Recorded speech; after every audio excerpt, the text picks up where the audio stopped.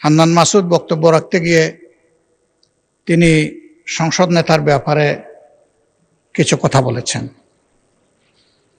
আমি আপনাকে অনুরোধ করব, বাইরের কোনো বিষয়কে টেনে এখানে এনে এক্সপাঞ্জ করা বা বক্তব্য দেওয়া কোনোটাই যেন এলাও না করা হয়। হান্নান মাসুদ, দয়া করে বসুন।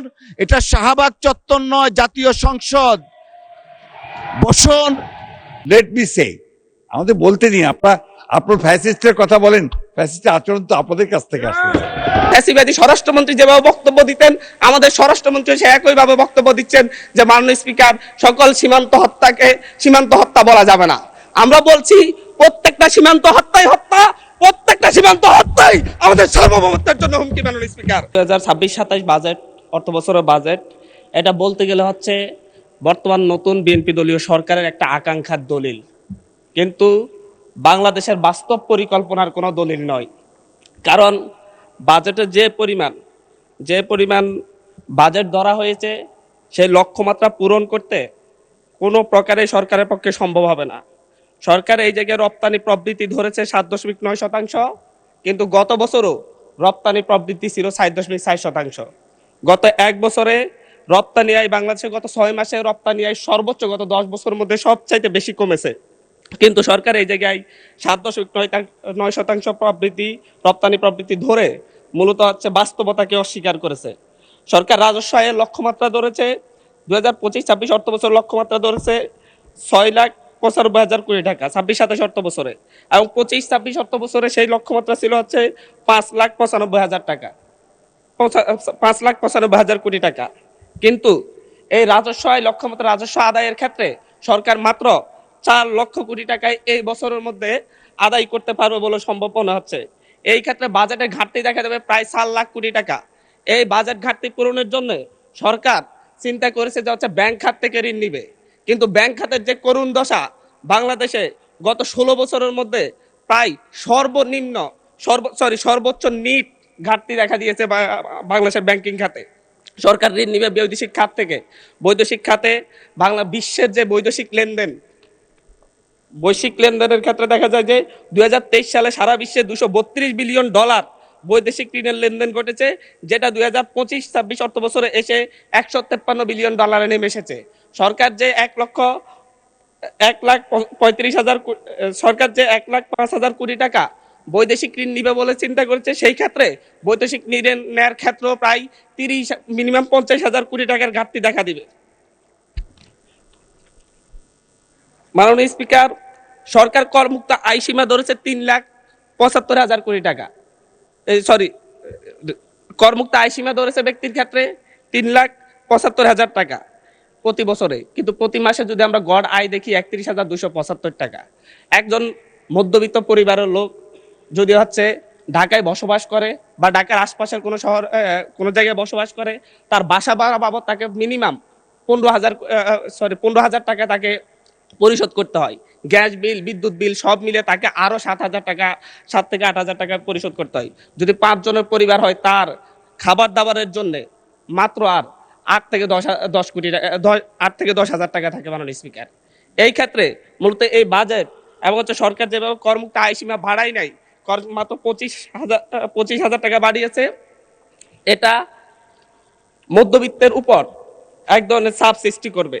সরকার খাদ্য নিরাপত্তা নিশ্চিতের ক্ষেত্রে বারবার বলেছে খাদ্য নিরাপত্তা নিশ্চিত করবে, কিন্তু সেই ক্ষেত্রে এডিপি বরাদ্দ, কৃষি বরাদ্দ 7.7% থেকে নেমে 3.6% নির্ধারণ করা হয়েছে।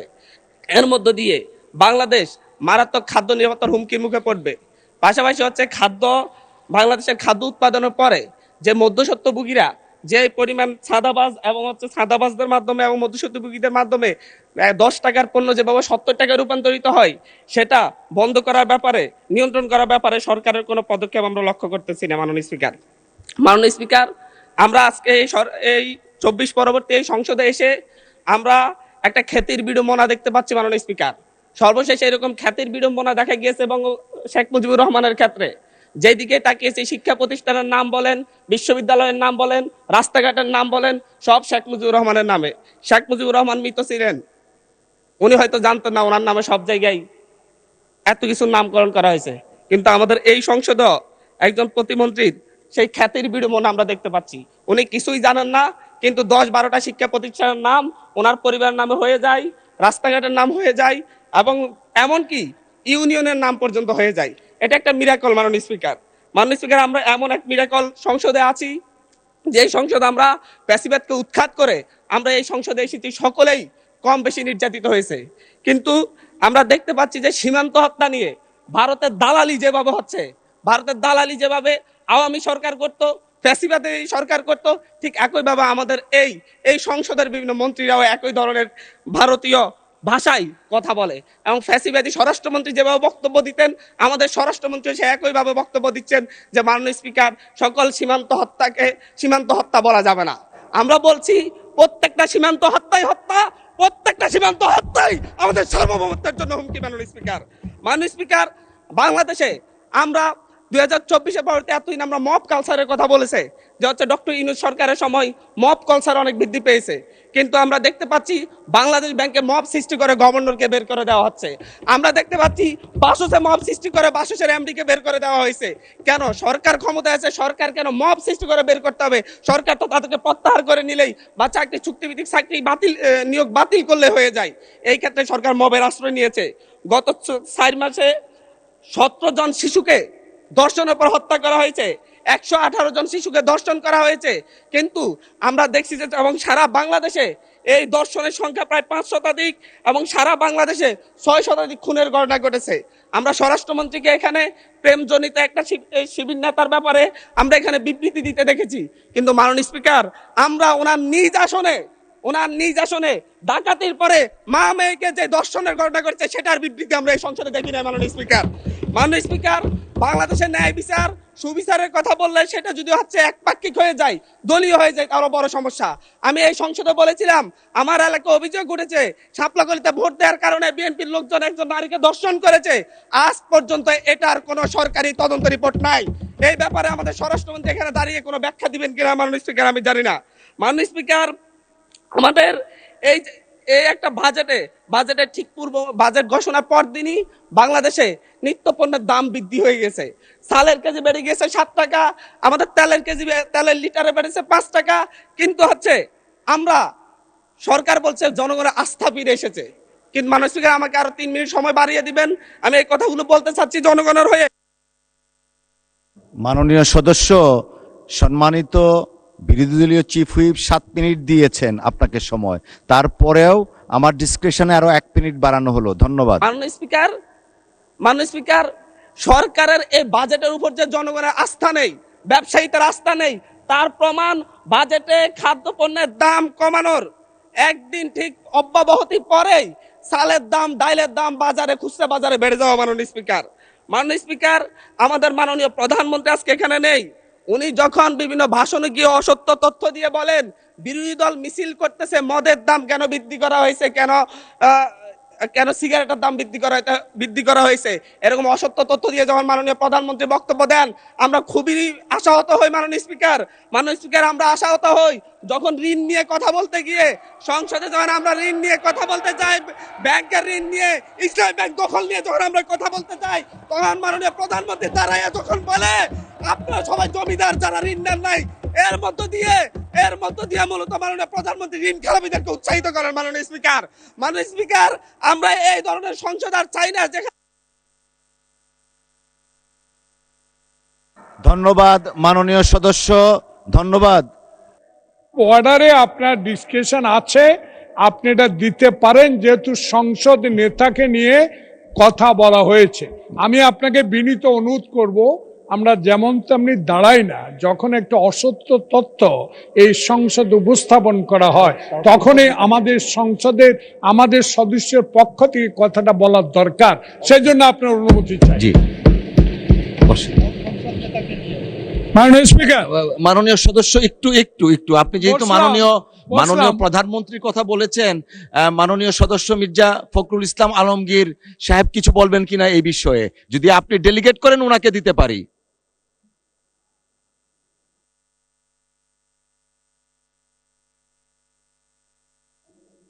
জি, জয়নাল আবেদিন ফারুক সাহেব। মাননীয় স্পিকার, 2 মিনিট আপনার জন্য, 2 মিনিট।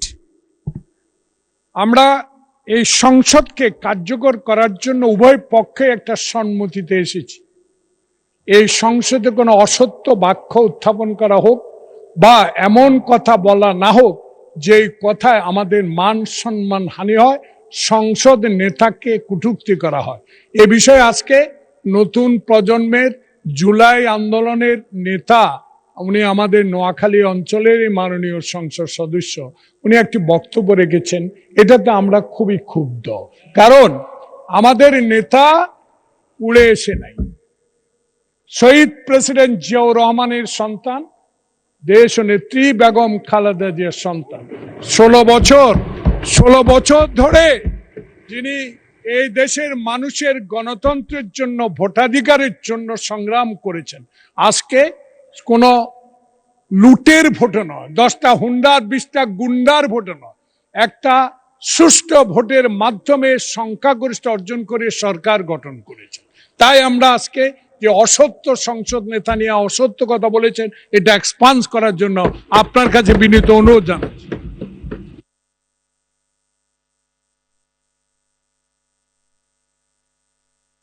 মাননীয় বিরোধী দলীয় চিফ হুইপ, আমরা আসলে বিতর্কে যেতে চাচ্ছি না, একটা বক্তব্যের প্রেক্ষিতে উনি বক্তব্য দিয়েছেন। আমরা আসলে এভাবে চললে তো সংসদ,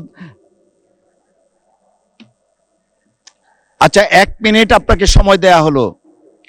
মাননীয় স্পিকার, এখানে মাননীয় সংসদ সদস্য দাঁড়ালেন, তিনি যদি স্পেসিফিক্যালি বলতেন কোন তথ্যটা এখানে অসত্য। উনি তো উনার বক্তব্যের প্রেক্ষিতে বলেছেন, উনি কিন্তু ঢালাওভাবে বলে গেলেন যে বক্তব্য অসত্য কথা বলা হয়েছে। ওনাকে তো ফ্যাকচুয়ালি বলতে হবে কোন ইনফরমেশনটা এখানে ভুল ছিল। আর মাননীয় সংসদ নেতার কথা যদি বলেন, প্রধানমন্ত্রীও ভুল করতে পারেন। প্রধানমন্ত্রী এই মাননীয় সংসদে দাঁড়িয়ে বক্তব্য দেওয়ার সময় স্লিপ অফ টাং হয়েছেন, উনি তার ভুল শুধরিয়েছেন। ওনার বক্তব্যের সমালোচনা করার অধিকারও বিরোধী দলের আছেন।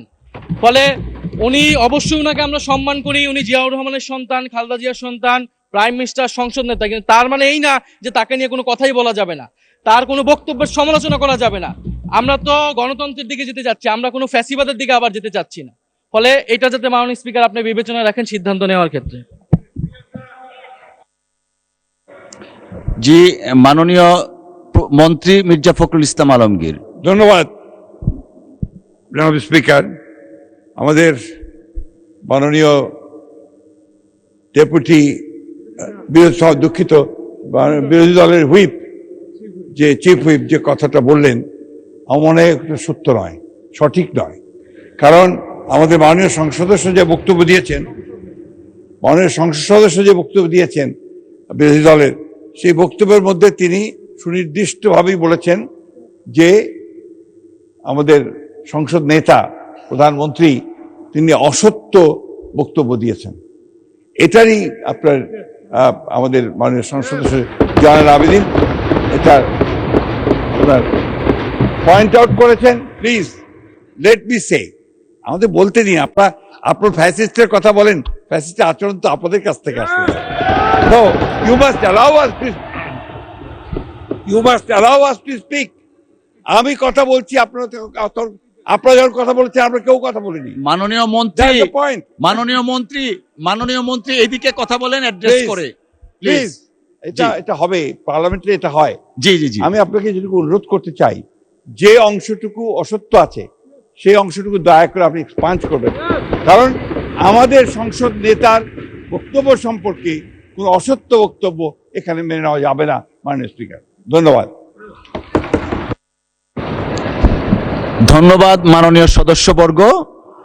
আমরা হান্নান মাসুদ সাহেব, আপনার টাইম ইজ আপ, প্লিজ বসেন।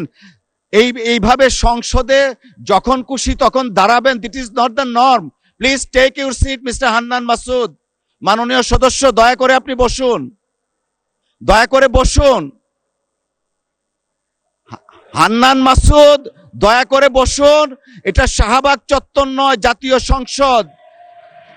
বসুন।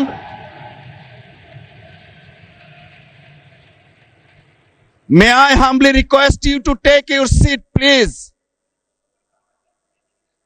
আপনি বসেন।